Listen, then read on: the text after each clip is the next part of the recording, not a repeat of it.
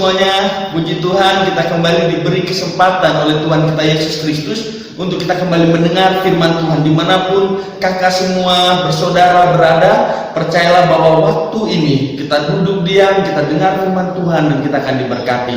Sebelum kita masuk dalam kebenaran firman Tuhan, mari kita berdoa. Tuhan Yesus, terima kasih buat waktu ini. Terima kasih buat kesempatan yang Kau berikan untuk kami kembali mendengar kebenaran firman-Mu. Terima kasih Yesus.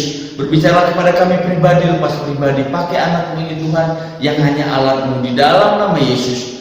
Amin. Salam, sekali lagi salam. Ya, hari ini kita akan belajar tentang bagaimana Tuhan kita Yesus Kristus yang adalah kebangkitan dan hidup akan membangkitkan Lazarus dari kematian. Ya, Lazarus yang adalah saudara dari Marta dan Maria. Kita akan lihat di dalam Injil Yohanes pasal yang ke-11 ayat 1 sampai ayat yang ke-57. Ayat yang begitu banyak ya. Kita akan lihat perlahan-lahan bagian ini. Oke, di sini dikatakan sangat jelas di ayat 1 sampai 3 Yohanes pasal yang ke-11 ya. Ada seorang yang sedang sakit namanya Lazarus. Ia tinggal di Betania, kampung Maria dan adiknya Marta. Maria ialah perempuan yang pernah meminyaki kaki Tuhan dengan minyak mur dan menyekanya dengan rambutnya. Dan Lazarus yang sakit itu adalah saudaranya. Kedua perempuan itu mengirim kabar kepada Yesus, Tuhan, dia yang Kau kasihi sakit. Menarik ya, bagaimana Marta dan Maria memberi pesan kepada Tuhan kita Yesus Kristus. Dikatakan dengan jelas bahwa dia yang Engkau kasihi sedang sakit. Wow. Ya, menarik. Kenapa saya katakan menarik? Karena di sini kita lihat bagaimana kedekatan antara Maria, Marta dan Lazarus kepada Tuhan Yesus. Ya, karena saya nggak yakin kalau nggak dekat nggak mungkin mereka kabari berita ini kepada Yesus. Ya, selain mereka beriman kepada Tuhan Yesus, mereka sangat dekat dengan Dia. Ya, sehingga Yesus dikatakan dia yang Kau kasihi sedang sakit. Ya. Dan menarik bagi saya adalah bahwa menemukan bahwa sekalipun kita memiliki hubungan dengan Tuhan, sekalipun kita ada di dalam Tuhan, ingat masa-masa sulit itu pasti datang dalam kehidupan kita. Ya, tantangan pasti akan datang kepada kita. Ya. Di dalam kekristenan kita. Kenapa Tuhan izinkan itu terjadi? Ya. Karena jelas bahwa setiap tantangan yang terjadi ujian, Tuhan punya maksud, Tuhan punya rencana. Yang terjadi dengan Ayub juga seperti itu. Ya, kita lihat dikatakan dia hidup benar di hadapan Tuhan, tapi tetap ya tantangan ujian datang kepada Ayub. Untuk apa? Untuk Ayub melihat Tuhan secara langsung. Untuk Ayub melihat pribadi Tuhan. Bukan lagi kita mendengar, tapi dia melihat, merasakan kasih Tuhan dalam kehidupannya. Dan itu yang Tuhan izinkan terhadap Lazarus di sini. Dia sakit, kenapa? Karena Tuhan mau mengajar mereka semua, murid-muridnya, untuk percaya kepada Dia. Ya, kita akan lihat lebih dalam. Tapi menarik bahwa yang kita bisa pelajari bahwa kehidupan kekristenan tidak lepas dari setiap ujian yang datang dalam kehidupan kita, tantangan yang datang kepada kita. Untuk apa? Untuk kita terus belajar, percaya, menyandarkan diri kita hanya kepada Dia saja. Ya, kepada Tuhan kita Yesus Kristus. Dan yang kedua yang kita bisa pelajari dari ayat 1 sampai 3 ini, dikatakan dia yang Kau kasihi. Seringkali kita merasa bahwa kita mengasihi Tuhan, tapi kasih kita kepada Tuhan didasari bahwa kasih Tuhan yang terlebih dahulu Dia berikan kepada kita dengan apa? Dia mati di atas kayu salib bagi saudara dan saya. Ya, ayat yang berikutnya, ayat yang keempat. Ketika Yesus mendengar kabar itu, Ia berkata, penyakit itu tidak akan membawa kematian, tetapi akan menyatakan kemuliaan Allah, sebab oleh penyakit itu anak Allah akan dimuliakan. Wow. Ya, ingat sekali lagi, ini mematahkan pandangan bahwa semua sakit itu karena dosa. Ya, contoh Kak Peter lagi sakit, ini karena dosa. Ya, atau siapapun yang sakit langsung kita, ini karena dosa. Tidak. Terkadang Tuhan izinkan sakit itu datang. Untuk apa? Nama Tuhan dipermuliakan melalui itu. Bagaimana Kak melalui sakit penyakit nama Tuhan dipermuliakan? Kita lihat cerita tentang Lazarus ini. Bagaimana nama Tuhan akan dipermuliakan. Ya, ayat 5 sampai 7. Yesus memang mengasihi Marta dan kakaknya Lazarus. Namun setelah didengarnya bahwa Lazarus sakit, Ia sengaja tinggal 2 hari lagi di tempat di mana ia berada. Tetapi sudah itu ia berkata kepada murid-muridnya, mari kita kembali lagi ke Yudea. Kelihatannya di sini, Yesus kok kayak cuek banget. Dikasih kabar, dia yang kau kasih sakit, kok malah dilambat-lambatkan, malah masih tinggal ya di situ 2 hari lagi. Ini seolah-olah kelihatannya bahwa Yesus mengulur-ulur waktu, menunda-nunda ya waktu. Padahal kalau cepat mungkin sakit dulu dia nggak akan meninggal ya langsung sembuh. Tapi masalahnya rencana Tuhan beda dengan rencana kita. Rencana Tuhan adalah yang terbaik. Ya, di sini kelihatannya dia menunda, dia tidak peduli, tetapi dia sangat peduli. Dia tahu yang terbaik bagi saudara dan saya. Ya, di sini. Karena waktu Tuhan adalah waktu yang terbaik. Mungkin saat ini kita merasa tidak dikasih oleh Tuhan. Karena pergumulan atau tantangan ujian yang datang sama kita terlalu berat, atau karena Tuhan tidak jawab doa kita secara langsung. No. Kenapa? Karena apapun yang dia lakukan ya adalah dasar cintanya kepada saudara dan saya. Apapun itu ya, walaupun kelihatannya dia tidak peduli, percayalah bahwa dia sangat peduli kepada saudara dan saya. Dia tahu yang terbaik, dia tahu waktu yang terbaik, dia tahu jawabannya, dia tahu yang terbaik, waktu yang terbaik buat saudara dan saya. Wow, menarik. Karena itulah Tuhan kita, Yesus Kristus. Ya. Ayat berikutnya, 8-10. Murid-murid itu berkata kepadanya, Rabi, baru-baru ini orang-orang Yahudi mencoba melempari kau. Masih maukah kau kembali ke sana? Bukankah baru jauh Yesus? Bukankah ada 12 jam dalam satu hari? Siapa yang berjalan pada siang hari kakinya tidak terantuk karena ia melihat terang dunia ini. Tetapi jikalau seorang berjalan pada malam hari, kakinya terantuk karena terang tidak ada dalam dirinya. Apa yang kita lihat di sini? Yang pertama, kepedulian yang salah dari murid-murid yang didasari oleh kekhawatiran mereka atas diri mereka sendiri, bukan kepedulian kepada Yesus. Jadi mereka takut. Lu ini Yesus, ingat engkau baru saja di daerah situ mau dibunuh, kenapa harus kembali lagi?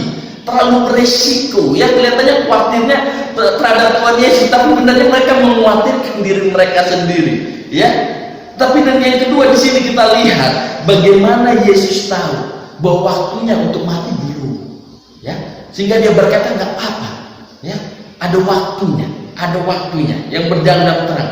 Artinya ada waktu baginya. Dia tahu kapan dia memang harus mati. Ya, seperti itu. Ayat 11-15. Demikian perkataannya, dan sesudah itu ia berkata kepada mereka, Lazarus saudara kita telah tertidur, tetapi aku pergi ke sana untuk membangunkan dia dari tidurnya. Maka kata murid-murid itu kepadanya, Tuhan, jikalau ia tertidur, ia akan sembuh. Tetapi maksud Yesus ialah tertidur dalam arti mati. Sedangkan sangka mereka Yesus berkata tentang tertidur dalam arti biasa. Karena itu Yesus berkata dengan terus terang, Lazarus sudah mati. Tetapi syukurlah aku tidak hadir pada waktu itu, sebab demikian lebih baik bagimu, supaya kamu dapat belajar percaya. Mari kita pergi sekarang kepadanya. Jadi jelas di sini tujuannya. Yang kelihatannya tadi tidak peduli, yang ngulur-ngulur waktu untuk datang ketika mendengar dia yang dikasih yaitu Lazarus sakit. Tetapi kita di sini melihat tujuan dari Yesus, yaitu dengan jelas dikatakan, baik bagimu aku tidak di sana untuk apa? Supaya kamu belajar percaya kepadaku, belajar percaya kepada Yesus. Bukankah itu yang harus kita lakukan sebagai orang percaya? Terkadang waktu kita minta sesuatu kepada Tuhan, Tuhan nggak langsung jawab. Untuk apa? Supaya kita belajar untuk percaya kepadanya dalam setiap situasi apapun dalam kehidupan kita. Kita belajar mengandalkan, bersandar penuh di dalam kehidupan kita kepada Tuhan kita Yesus Kristus. Wow. Dan di sini sekali lagi, ya, bahwa waktu Tuhan, cara Tuhan, bukan waktu kita dan cara kita, ya, tetapi bagian kita belajar bagaimana di saat kita tidak mengerti situasi yang kita hadapi, pergumulan yang kita harus jalani, percayalah kepada Tuhan. Izinkan itu, ya, untuk saudara belajar percaya kepadanya, bersandar kepada keputusan-keputusan Tuhan yang terbaik bagi saudara dan saya. Wow. Ayat 16. Lalu Thomas yang disebut Didimus berkata kepada teman-temannya, yaitu murid-murid lain, marilah kita pergi juga untuk mati bersama-sama dengan dia. Wah, di sini kita lihat Thomas, ya, Thomas secara negatif dia bilang, oke, jalan cu, biar kita mati bersama-sama dengan dia. Dengan siapa? Dengan Yesus. Di sini, ya. Lalu apa yang terjadi? Tetapi menarik, walaupun ada sisi negatifnya, bagaimana kita lihat di sini Thomas, ya, dia berkata seperti itu. Oke, mari kita pergi dan kita sama-sama mati dengan dia. Tetapi, ya, di sini kita lihat juga keberanian yang ditunjukkan oleh Thomas. Dia tidak mau Yesus sendirian. Oke, kita pergi dengan Yesus, apapun yang terjadi. Walaupun dia khawatir, ya, walaupun dia takut, tapi dia melangkah bersama Yesus. Ya, kita lihat berikutnya ayat 17 sampai 19. Maka ketika Yesus tiba, didapatinya Lazarus telah 4 hari berbaring di dalam kubur. Ya, Betania terletak dekat Yerusalem, kira-kira 2 mil jauhnya.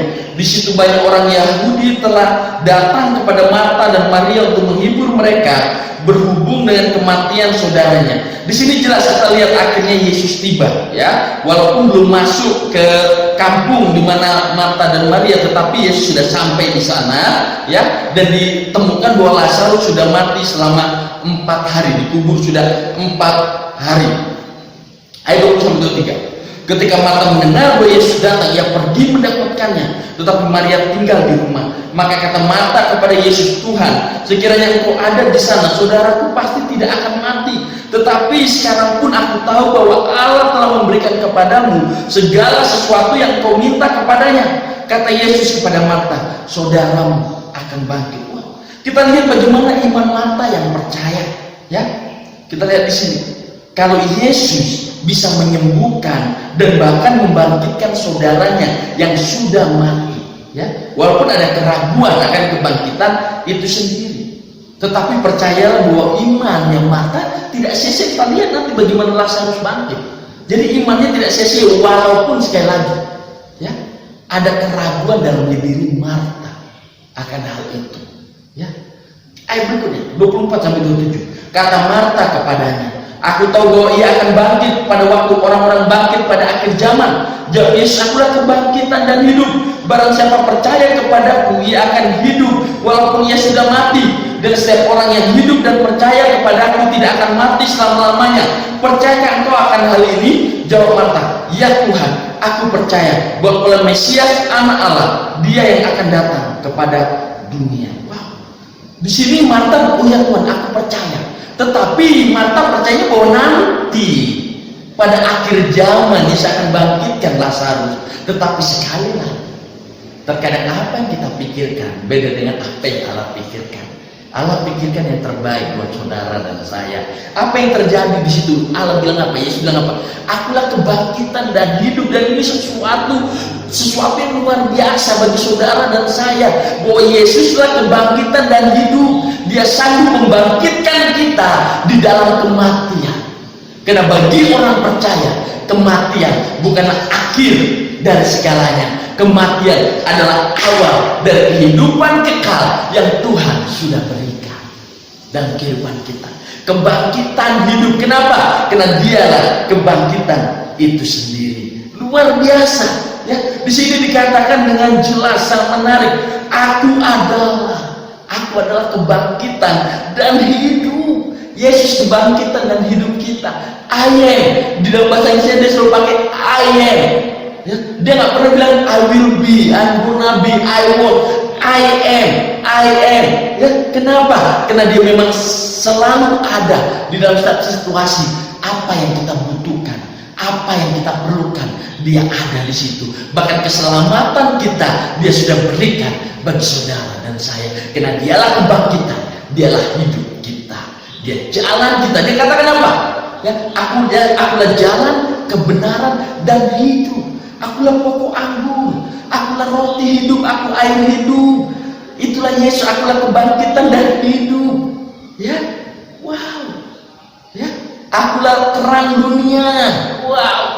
Yesus segalanya, apapun yang kita butuhkan. Ya, menarik. Di sini pada saat Yesus berkata, akulah kebangkitan dan hidup. Ya, dia ingin menunjukkan bahwa setiap orang yang percaya kepadanya akan hidup walaupun sudah mati. Ya, Luka bagaimana dengan pamannya Beta, bibinya Beta, mamanya Beta, orang percaya mati-mati saja, kok nggak dibangkitkan? Ingat, Yesus di sini mengarah juga kepada apa? Kehidupan kekal, kehidupan secara rohani. Di sini berbicara bahwa setiap orang percaya yang mati, dia tidak mati tapi dia hidup secara rohani di mana? Di sorga bersama dengan Tuhan kita Yesus Kristus. Ya, Tuhan sudah siapkan bagi kita kerajaannya bagi kita, dan di sana lebih luar biasa apa? Kekal. Ya, karena kewargaan negaraan kita bukan hanya bukan di dunia ini, tetapi di sorga sana. Di sini dikatakan bahwa kita pendatang. Karena kita, tempat kita yang sebenarnya sebagai orang percaya ada di surga. Karena firman Tuhan jelas di dalam Yohanes juga katakan bahwa karena begitu besar kasih Allah akan dunia ini, sehingga dia mengaruniakan anaknya yang tunggal, sehingga barang siapa yang percaya tidak binasa, melainkan memperoleh hidup yang kekal, yaitu Yesus Kristus. Setiap orang yang percaya kepada Yesus, orang-orang yang percaya kepada Dia, kita saudara percaya kepada Yesus, percayalah bahwa kita mati nanti adalah awal dari kehidupan kita bersama dengan Tuhan kita Yesus Kristus. Bukan kayak janji yang begitu luar biasa, ya. 1 Tesalonika 4 ayat 13-14 berkata, ya, memuatkan kita. Karena hal itu firman Tuhan katakan seperti ini. Selanjutnya, kami tidak mau saudara-saudara bahwa kamu tidak mengetahui tentang mereka yang meninggal, supaya kamu jangan berduka cita seperti orang-orang lain yang tidak mempunyai pengharapan. Karena jika kita percaya bahwa Yesus telah mati dan telah bangkit, maka kita percaya juga bahwa mereka yang telah meninggal dalam Yesus akan dikumpulkan Allah bersama-sama dengan Dia. Wow, luar biasa bahwa kita semua akan bersama-sama dengan Dia. Ya, di sini menarik ayat yang ke-28 sampai 29, Yohanes pasal 11. Dan sudah berkata demikian, ia pergi memanggil saudara Maria dan berbisik kepadanya, Guru ada di sana dan ia memanggil engkau. Mendengar itu Maria segera bangkit lalu pergi mendapatkan Yesus. Di sini Maria juga dengar bahwa Yesus datang, dia langsung mendatangi Tuhan Yesus Kristus. Kenapa? Kedekatan mereka. Ya, orang percaya memang harusnya seperti itu. Rindu, haus untuk terus berlari, terus datang kepada Yesus. Kenapa? Karena Yesus sudah datang kepada kita. Ya, jadi jangan terlalu jauh-jauh dengan Tuhan, saudara. Ya, dekat, terus bergumul, bergaul intim dengan Tuhan. Karena Dia yang tahu terbaik bagi saudara dan saya. Ya, ayat berikutnya 30-33. Tetapi waktu itu Yesus belum sampai ke dalam kampung itu, ia masih berada di tempat Marta yang menyuplai Dia. Ketika orang-orang Yahudi yang bersama-sama dengan Maria di rumah itu untuk menghiburnya, melihat bahwa Maria segera bangkit dan pergi keluar, mereka mengikutinya karena mereka menyangka bahwa ia pergi ke kubur untuk meratap di situ. Setibanya Maria di tempat Yesus berada dan melihat Dia, tersungkurlah ia di depan kakinya dan berkata kepadanya, Tuhan, sekiranya Engkau ada di sini, saudaraku pasti tidak akan mati. Ketika Yesus melihat Maria menangis dan juga orang-orang Yahudi yang datang bersama-sama Dia, maka masgullah hatinya. Dia sangat terharu dan berkata, ya, di sini jelas sekali, menarik, ya. Berkata di ayat yang 34, di manakah Dia kamu baringkan? Jawab mereka, Tuhan, marilah dan lihatlah. Menarik. Kenapa? Karena di sini kita lihat bagaimana ucapan yang sama yang Marta katakan kepada Yesus, Maria juga sebutkan. Iman yang sama dimiliki terhadap Tuhan Yesus Kristus. Ya, seperti itu. Walaupun di sini sekali lagi tujuan Yesus, ya, menjawab mereka, memberitahukan kepada mereka bahwa semuanya untuk mengajari mereka percaya kepada Dia, percaya kepada Yesus. Karena memang berapa kali kita bertanya begitu, bukan hanya saya yakin, atau tidak ada yang seperti saya yang kadang bertanya, Tuhan kenapa ini terjadi? Coba Engkau tolong, pasti nggak akan terjadi. Seberapa di antara kita yang mendengarkan saat ini berkata seperti itu? Apa hanya saya? Ya, saya percaya saudara juga terkadang berkata seperti itu. Tapi percayalah, semuanya Tuhan izinkan untuk mengajari kita percaya kepada Yesus. Ya, ayat berikutnya 34-38. Di manakah Dia? Ya, ayat 35, maka menangislah Yesus. Kata orang-orang Yahudi, dia betapa kasihnya kepadanya. Tetapi beberapa orang di antara yang berkata, Ia yang memelekkan mata orang buta, tidak sanggupkah Ia bertindak sehingga orang ini tidak mati? maka masuklah pula hati Yesus, lalu pergi ke kubur itu. Kubur itu adalah sebuah gua yang ditutupi dengan batu. Jadi kubur memang pada waktu itu gua yang ditutupi dengan batu yang besar, ya, seperti itu, ya. Jadi di sini Yesus bertanya, di mana Lazarus engkau baringkan, engkau kuburkan, ya.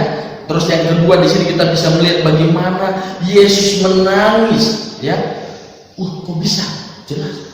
Bagi saya pribadi, walaupun terlalu banyak tafsiran tentang ayat ini, tapi bagi saya sangat sederhana bahwa ini menunjukkan kasih Yesus pada orang-orang yang Dia kasihi, ya, di dalam penderitaan mereka. Mungkin saudara saat ini berkata, "Oh Tuhan nggak dengar, nggak tahu situasi beta, ya, Tuhan nggak rasakan apa yang beta alami." No, Tuhan rasakan, Tuhan tahu apa yang saudara dan saya alami. Percayalah, Dia tahu saudara, ya, seperti itu. Ayat berikutnya 39 sampai ayat yang ke-44. Kata Yesus, "Angkat batu itu." Mata saudara orang yang meninggal itu berkata kepadanya, "Tuhan, dia sudah berbau, sebab sudah 4 hari ia mati." Jawab Yesus, "Bukankah sudah kukatakan kepadamu, jikalau engkau percaya, engkau akan melihat kemuliaan Allah?" Maka mereka mengangkat batu itu. Lalu Yesus menghadap ke atas dan berkata, "Bapa, aku mengucap syukur kepadamu, karena engkau telah mendengar aku. Aku tahu bahwa engkau selalu mendengarkan aku, tetapi oleh karena orang banyak yang berdiri di sini mengelilingi aku mengatakannya supaya mereka percaya bahwa engkau yang telah mengutus aku." Dan sudah berkata demikian, berserulah ia dengan suara keras, "Lazarus, marilah keluar." Orang yang telah mati itu datang keluar, kaki dan tangannya masih terikat dengan kain kapan dan mukanya tertutup dengan kain peluh. Kata Yesus kepada mereka, "Bukalah kain-kain itu dan biarkan ia pergi." Wow, ini kelihatannya sangat agak-agak geli, ya. Bayangkan kalau saudara ada di situ, sudah dikuburkan 4 hari, ya, muncul seperti itu, pasti kalau saya, ya, saya wah seperti itu. Tapi di sini yang saya mau katakan, Lazarus bangkit dari kematian. Dia bangkit dari kematian. Kenapa? Karena Yesus adalah kebangkitan dan hidup.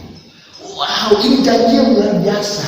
Bagaimana Lazarus bangkit, membuat kita semua yakin, ya, bahwa Yesuslah kebangkitan dan hidup sendiri. Janjinya akan kebangkitan setelah kematian, Dia nyatakan, Dia tunjukkan itu kepada kita.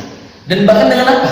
Dengan kebangkitannya sendiri. Di atas kayu salib Dia mati, di hari ketiga Dia bangkit. Dan bedanya Yesus dengan Lazarus, Lazarus dia mati kembali, tetapi Yesus dia bangkit, naik ke surga untuk menyediakan tempat bagi saudara dan saya. Wow, amin, ya, menarik. Dan di sini kita lihat bagaimana, ya, ketaatan akan perintah Tuhan itu penting. Lihat, Yesus suruh buka, mereka taat, ya. Dan bahkan Lazarus yang mati pun taat, dia bangkit dan dia berjalan keluar. Luar biasa.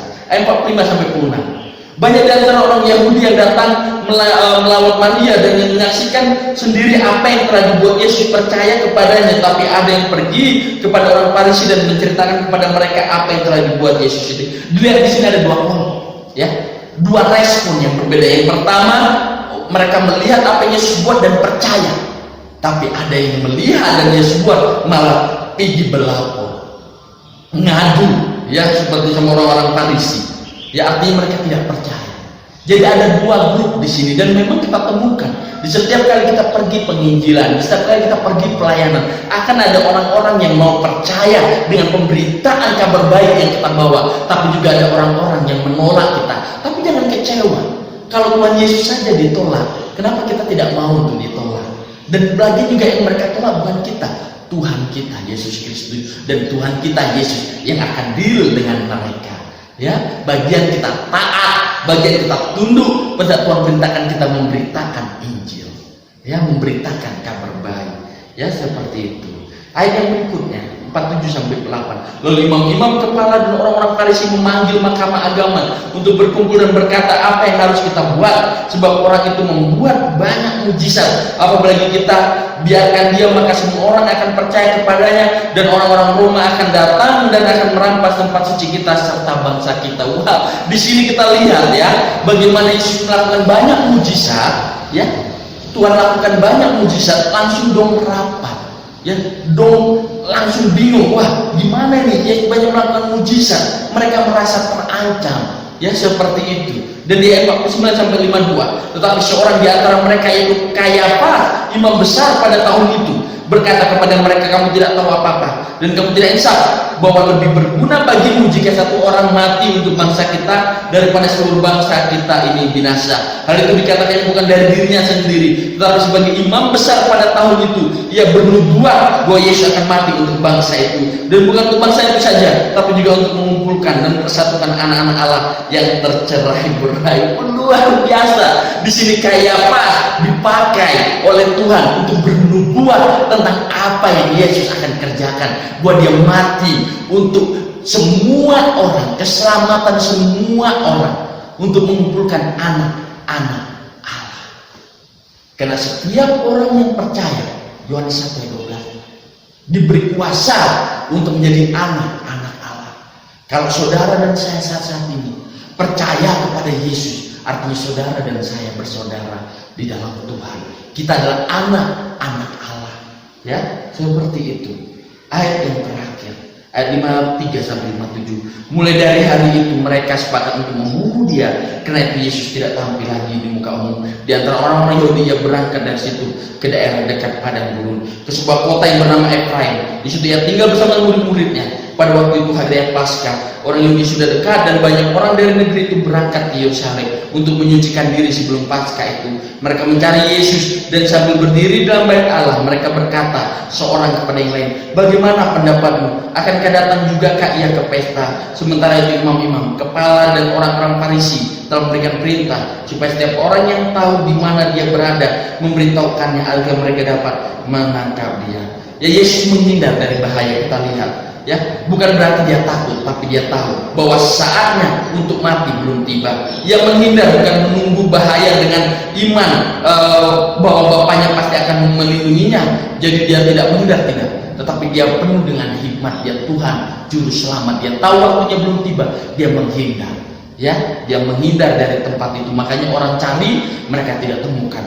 Tetapi saya ingin akhiri dengan ini, ya, saat ini Yesus adalah kebangkitan dan hidup bagi saudara dan saya. Berapa di antara kita saat ini mungkin saat ini merasa dirinya kok beta mengalami rasa kayak kematian rohani. Beta rasa terlalu dingin hubungan beta dengan Tuhan. Beta rasa sudah terlalu jauh dengan Tuhan. Beta rasa kayak hubungan beta dengan sesama, hubungan beta dengan mama, bapak, adik, kayak terlalu dingin, kayak mati rasanya. Datang sama Tuhan, karena dia adalah kebangkitan dan hidup. Pada saat dia berkata seperti itu, dia menunjukkan contoh waktu dia berkata akulah terang dunia, dia menyembuhkan orang yang buta, untuk dia menunjukkan bahwa dia terang dunia. Pada saat dia berkata aku bangkitan dan hidup, dia berikan contoh, dia bangkitkan Lazarus, dia sanggup bangkitkan yang mati untuk menjadi hidup kembali.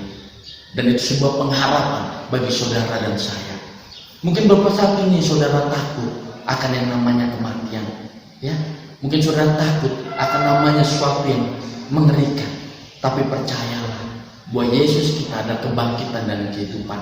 Kematian di dalam orang percaya bukanlah akhir segalanya, tetapi awal dari kehidupan kekal kita bersama Tuhan kita Yesus Kristus. Mari kita berdoa. Tuhan, terima kasih buat saat ini. Kami bersyukur Kau izinkan kami untuk mendengar firman-Mu dan berikan kami iman yang teguh Tuhan, iman untuk percaya kepadamu, bahwa kami yakin bahwa Kaulah kebangkitan dan hidup kami, di dalam nama Yesus. Amin. Shalom.